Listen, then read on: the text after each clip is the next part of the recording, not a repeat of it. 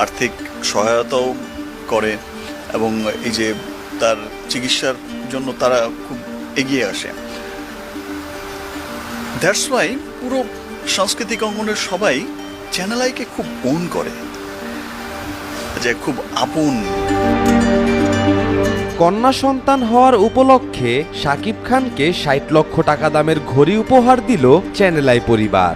জানা গেছে, মেয়ে জন্ম হওয়ার সময় বুবলিকে আর্থিকভাবে সহযোগিতা করেছিল এই চ্যানেলের মালিকপক্ষ। শাকিব বলেন, বুবলি কিভাবে যেন সবার মন জয় করে নেয়। সে আসার সময়ই আমাকে বলছিল তাকে নাকি চ্যানেল আইয়ের মালিক বলেছে আমাকে একটা ঘড়ি গিফট করবে। আমাদের এটা সম্ভব কোনোদিনই দিবে না, বাদ দাও, এগুলো দেখায় না।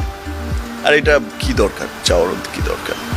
মানে এত দামি গিফট একজন আরেকজনকে দেয়, কাউকে দিতে পারে, একটা শিল্পীকে দিতে পারে, এটা আসলে সাগর ভাইয়ের পক্ষেই সম্ভব, চ্যানেল আই পরিবারের পক্ষেই সম্ভব।